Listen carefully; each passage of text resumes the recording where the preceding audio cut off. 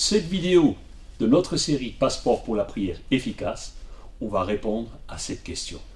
Prier, est-ce vraiment indispensable? Restez avec nous jusqu'à la fin de cette vidéo. A tout de suite.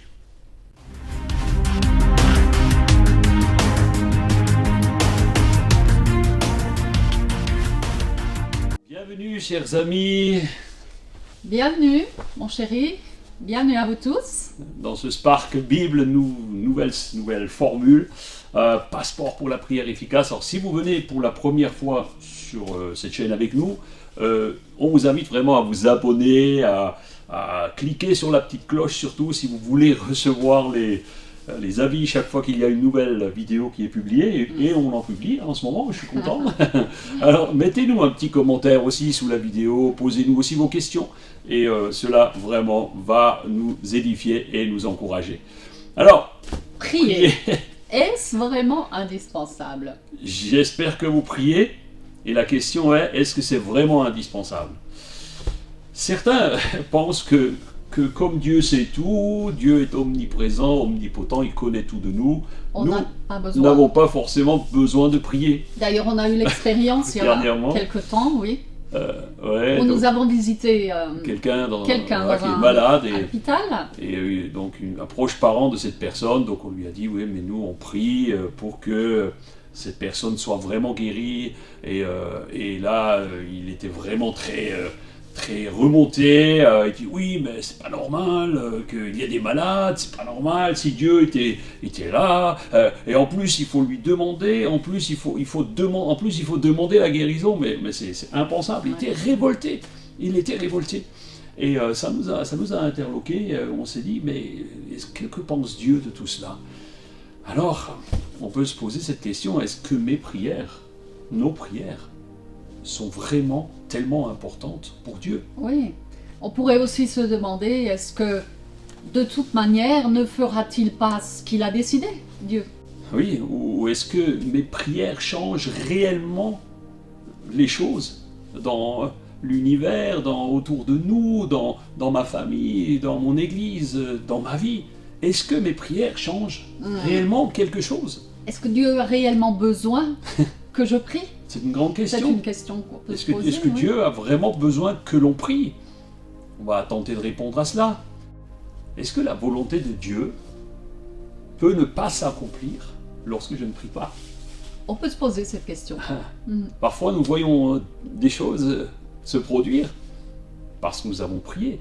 Et peut-être nous ne voyons pas certaines choses ne pas s'accomplir parce que nous n'avons pas prié. J'ai une citation de Billy Graham, l'évangéliste internationalement connu, qui disait une chose à quelqu'un qui lui dit, mais pourquoi est-ce qu'il faut prier et est-ce que c'est vraiment indispensable? La question, la réponse qu'il va donner est très, très édifiante. Il va dire, mais moi je vois une seule chose, c'est que plus je prie, plus je vois les choses s'accomplir. Oui. Donc c'est un bon motif pour prier. Alors, on ne va pas vous donner les réponses à toutes ces questions que nous avons posées, mais nous voulons, amener une réflexion. Par ces questions, vous inciter vraiment à réfléchir, et avec cette grosse Bible dans la main. La parole de Dieu. C'est vrai que les pourquoi sont des questions qui peuvent vraiment parfois nous irriter. Oui. Parfois on me pose des questions, même des fois ma femme elle me pose des questions. Pourquoi tu laisses traîner tes affaires, par exemple? Parce que quand on pose la question du pourquoi, on a envie d'avoir une réponse. Oui, c'est ça, quand quelqu'un demande pourquoi, vous êtes peut-être derrière vos écrans et vous êtes en train de vous demander ces pourquoi-là. Et c'est complètement légitime. Mais en fait, les pourquoi, quand on les pose à quelqu'un, eh bien, elles nous obligent. Soit on se les pose à soi-même. Oui, à creuser, à chercher et à prendre position. Ou on les pose à quelqu'un d'autre, et en fait, il nous oblige à décider, à prendre position, peut-être prendre des mesures. Parce que quand la réponse ne va pas dans notre sens, on est obligé de se positionner. Et lorsqu'on se positionne, ça demande parfois un effort. Et c'est vrai que parfois les questions, les pourquoi... Elles sont des fois embarrassantes. Alors ça me fait sourire parce que je pense souvent à cette pub où l'on voit une petite fille qui est assise à la cuisine avec son papa, ils viennent de finir le petit déjeuner, on voit le père avec son journal, et la petite fille est intriguée par la bouteille de lait qui est sur la table. Et alors qu'elle tourne cette bouteille, elle dit à son père, papa, c'est quoi cette bouteille de lait? C'est quoi cette bouteille? Et elle insiste, et le père, il ne est répond un pas. peu agacé, il ne répond pas. Et tout d'un coup, elle est très maligne, et elle pose la question, Comme les filles. oui, Comme les filles. papa, comment on fait les bébés? Et là, tout d'un coup, le père pose le journal et commence à lui expliquer l'histoire de la bouteille de lait. Voilà. C'est vrai que les questions, les pourquoi peuvent parfois nous irriter, mais nous avons besoin d'être prêts à répondre et aussi à nous poser ces questions nous-mêmes. Donc Dieu, on en revient à notre sujet de prédilection, Dieu veut-il vraiment que l'on prie? Alors je vous propose, comme à notre habitude, d'ouvrir la parole de Dieu parce Amen. qu'il est essentiel de rentrer dans la parole de Et de Dieu. voir ce qu'elle dit. Et donc C'est nous pour ça allons qu'on est lire là ce ensemble. matin. Alors on va lire, Dans Jérémie, oui, dans le livre de Jérémie, au chapitre 33, verset 2. Donc j'espère que vous avez votre Bible et votre carnet de notes. Et nous allons lire. Ainsi parle l'Éternel qui fait ces choses, l'Éternel qui les conçoit et les exécute, lui dont le nom est l'Éternel. Invoque-moi et je te répondrai, ouais. je t'annoncerai de grandes choses, des choses cachées que tu ne connais pas. Waouh. C'est magnifique. Invoque-moi. Donc C'est vous quoi? avez, Invoque-moi. Ça veut dire quoi? c'est quoi invoque-moi? Invoque-moi, c'est faire appel à. Demande-moi. Demande-moi, c'est faire appel à quelqu'un. Tu as un besoin. Si tu as besoin, sollicite-moi. Tu as besoin que je te fixe un tableau ou un rideau, ma chérie. Il faut Elle que je va te demande. m'invoquer. Oh, elle va faire plus, elle va m'invoquer. Non. Parce que ici nous voyons Jérémie, que Dieu lui dit invoque-moi. Donc c'est une bonne réponse parce que nous voyons ici que Dieu est prêt Il à est sensible à nos prières écouter et à y répondre. et demander de la bonne manière. Par exemple, donc là il dit invoque-moi et je te répondrai. Donc c'est clair que Dieu veut qu'on lui pose des questions précises. Qu'on lui demande à lui. Clairement. Si tu vas chez le boucher, par exemple, pour acheter une paire de chaussures, tu vas avoir beaucoup de mal à avoir la vraie réponse parce que tu ne vas pas au bon endroit. Voilà. Tu ne t'adresses pas à la bonne personne. En fait. Si tu veux faire réparer ta voiture, tu ne vas pas chez ton médecin. Et tu ne vas pas non plus chez ton coiffeur pour faire soigner ton chien, éventuellement Non. pour le coiffer. Non. Parce que tu peux lui demander, mais comme ça n'est pas la bonne personne, tu n'auras Voilà. pas ce que tu as besoin. C'est Et cela. avec le Seigneur, c'est pareil. Si on ne s'adresse pas à lui directement, on n'aura pas forcément on n'aura pas ce qu'on a besoin. Ouais. Je pense à ce verset biblique qui parle que les païens prient. Oui. Et là, je vais vous étonner, peut-être vous ne le savez pas, mais il est écrit dans la Bible que même les païens prient. Oui, dans le On livre va de regarder Matthieu. dans Matthieu, hein, c'est dans Matthieu. Au chapitre 6, verset 7, il est Ouais. dit en priant, Ah, ah. ne multipliez pas de vaines paroles comme les païens Mhm. qui Oh. s'imaginent qu'à force de paroles, ils seront exaucés. Donc on découvre que les païens prient. Mhm. Et en fait, ils prient en croyant qu'ils seront exaucés.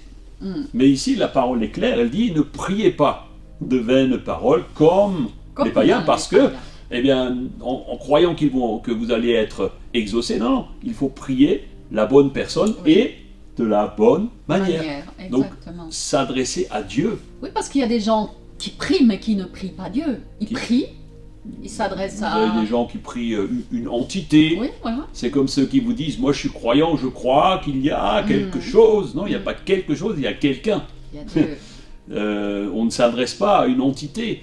Dans le New Age, vous allez avoir cette notion de on prie l'univers. On va prier l'univers, mais l'univers entier appartient à Dieu. Il y en a qui prient la terre, il y en a qui prient la mer, il y a toutes sortes de pensées. Vous savez, les Romains et les Grecs, ils avaient toutes sortes de dieux et ils les priaient d'une manière complètement païenne. Et en fait, vous avez toujours aussi cette perspective où certains prient c'est ce qu'on appelle la pensée positive qui est en train de prendre beaucoup de place. Eh bien, n'oubliez pas une chose, c'est que ici la parole de Dieu est claire. Elle nous dit invoque-moi et vous verrez si je ne vais pas répondre. Oui. Alors, si les païens prient, c'est qu'il doit y avoir une raison. Et la Bible dit encore, ne leur ressemblez pas. Oh, Ne leur ressemblez pas. donc ne soyez pas comme ces païens. La Bible dit que, eh bien, finalement, leurs prières, même s'ils prient, Même s'ils prient, ne seront pas exaucés. elles ne Parce seront que pas, en tout cas pas par lui.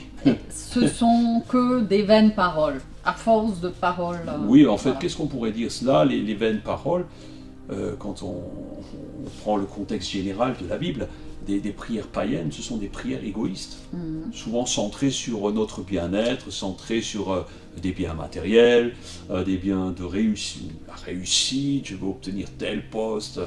Et en fait, ce sont des prières païennes qui ne sont pas tournées vers les autres. C'est souvent des prières de demande purement égoïstes, pour se faire valoir. Et lorsque un païen prie, il ne prie pas de notre Dieu, le Dieu d'Isaac, de Jacob, d'Abraham, de Jésus-Christ. Il prie un Dieu, il prie quelque chose. Comprenez cela? Donc la prière est vraiment quelque chose La bonne demande à la bonne personne. Exactement. Notre Seigneur.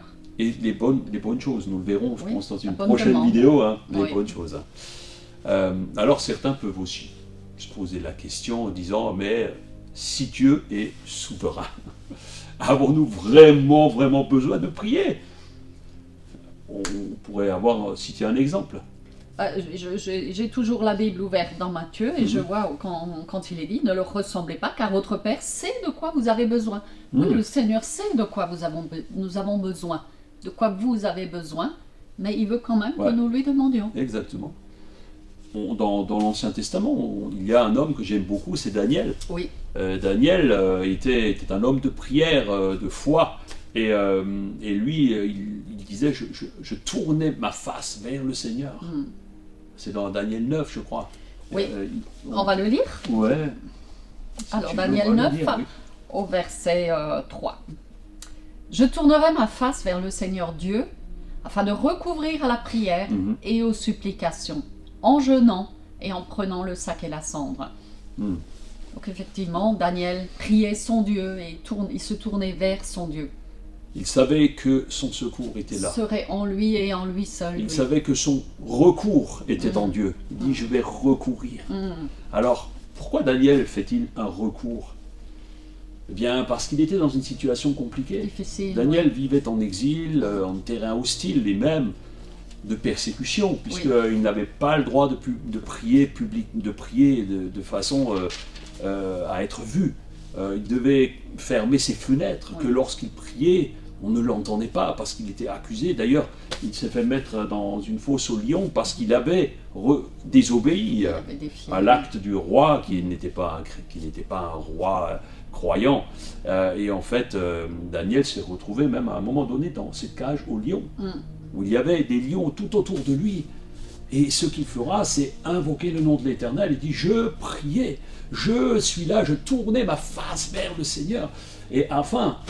Et on pourrait même dire que les lions de Daniel, ça peut être des lions aussi pour nous aujourd'hui. C'est nos situations, nos épreuves. Les épreuves. Nous pouvons nous identifier à Daniel qui se trouvait dans cette fosse. Et Daniel savait que son seul recours était en Dieu. C'était le Seigneur, voilà. Il a confiance en lui. Il place vraiment son cœur en Dieu. Il croit parce qu'il sait que son Dieu est un Dieu extrêmement fidèle. Alléluia. Alors nous voyons que oui, Dieu conseille fortement de prier. D'ailleurs, on l'a vu dans Jérémie, où le Seigneur il a dit à Jérémie, invoque-moi. Et je te répondrai. Ouais, c'est vrai. Et donc nous voyons que si nous sommes dans une situation compliquée, quand nous sommes dans les épreuves, comme Daniel qui était avec les lions, eh bien, on peut répondre et on peut dire, Dieu a dit dans sa parole, oui, invoque-moi et je te répondrai. Peu importe dans la situation dans laquelle tu te trouves aujourd'hui. Peut-être nous avons passé des situations où nous n'étions pas dans la fosse aux lions, mais des épreuves, des situations d'épreuves qui ont fait que nous avions vraiment besoin d'invoquer le Dieu Tout-Puissant. Et on peut peut-être lire au psaume 102 une prière de quelqu'un qui est dans les difficultés, une prière d'un malheureux. Alors, le psaume 102 au verset 2 nous dit « Éternel, écoute ma prière et que mon cri parvienne jusqu'à toi. » Oui, Dieu a égard aux prières du malheureux. Dieu écoute, entend ses prières. lorsque tu les fais avec sincérité de cœur. Voilà. Éternel, écoute, ce psaume 102, c'est un cri, hein, c'est Éternel, entends ma prière, et que cela parvienne jusqu'à toi. C'est pas une prière qui s'arrête au plafond de ta chambre. Parce qu'elle vient de l'intérieur. Parce qu'elle vient de l'intérieur. Et on voit au verset 18, peut-être la suite si tu veux. Toujours dans le psaume 102, au verset 18, où il est dit « Il est attentif à la prière du misérable, il ne dédaigne pas sa prière. Que cela soit écrit pour la génération future, et que le peuple qui sera créé célèbre l'Éternel. » Amen. C'est beau, que ce soit écrit pour la génération future. Alléluia. Oui, donc Dieu tourne sa face vers celui qui prie. Et il n'y a pas de petite prière, il n'y a pas de petit problème. Un jour, quelqu'un me disait « Ah, mais je crois que Dieu ne s'intéresse pas à mes petits bobos. Dieu s'intéresse à tous tes problèmes. Dieu entend. » Et en fait, ce que j'aime dans ce passage, c'est qu'il ne le dira pas seulement à l'auteur de cette prière. Il va le dire que cela soit écrit pour la génération future. C'est-à-dire pour nous aujourd'hui, de génération en génération. Autrement dit, lorsque tu pries, oui, Dieu l'entend cette prière. Pendant qu'on préparait cette étude, je me souviens aujourd'hui de ma première prière que Dieu a exaucée. Et je me souviens, j'étais bien jeune et il y avait des difficultés à la maison, dans la famille, qui étaient répétitifs. Et je me souviens d'un jour où ma mère me disait « Va te coucher et prie ». Et c'est vrai qu'on avait pris l'habitude de prier aussi, parce qu'il y avait des épreuves. Et le soir-là, j'ai prié le Notre Père, puisque je ne connaissais rien d'autre. Et au fur et à mesure que je priais, parce que je le répétais, au fur et à mesure que je priais, j'ai vu que Dieu a exaucé ma prière, parce que le calme est revenu et je me souviens de cette première prière exaucée, c'était extraordinaire et je me suis dit, waouh, ça marche. En clair, oui, Dieu veut que nous prions parce qu'il sait. Et j'ai vraiment prié avec mon cœur. Que la prière marche, elle a marché pour Fabienne, elle peut marcher pour toi, comme cela a marché pour moi et pour nous deux, pour la famille, bien souvent. Alors en conclusion, oui, il est indispensable de prier. Si tu veux être exaucé, demande à Dieu. Alors nous allons prier, je vais demander Fabienne de prier pour que nous puissions saisir par la foi cette vérité. Amen. Alléluia. Oh Dieu de grâce, merci, parce que tu es celui qui nous encourage dans la prière. Tu es celui qui entend nos prières et cette parole que tu as dit à Jérémie, que nous devons t'invoquer, Seigneur, elle est pour chacun de celles et ceux qui entendent aujourd'hui cette vidéo. Oui, si tu as un besoin particulier, place-toi devant le Seigneur, invoque-le de tout ton cœur. Alléluia. Et le Seigneur t'exaucera. Seigneur répondra parce qu'il est sensible à la prière du malheureux. Et que au travers de cette vidéo, vous soyez aujourd'hui encouragés vraiment à chercher le Seigneur toujours plus au travers de la parole et au travers de sa présence. Alléluia. Que le Seigneur vous bénisse. Oui, il est indispensable de prier. Alléluia. La suite au prochain numéro de Spark Bible. On se réjouit de vous retrouver. Vraiment, prenez des engagements lorsque vous écoutez, lorsque vous regardez ces études et en se disant oui, j'ai de l'assurance. Chaque jour, à chaque fois que vous ouvrez la parole de Dieu, à chaque fois que vous recevez un message, qu'il soit de nous ou d'autres personnes, eh bien, dites-vous oui, chaque fois je veux m'engager. On vous bénit. Soyez bénis, prenez soin de vous. Prenez soin de votre âme. Très belle journée. N'oubliez pas de vous abonner. Un petit commentaire, un petit pouce nous fera toujours plaisir. Bonne journée. Bye bye. Ciao.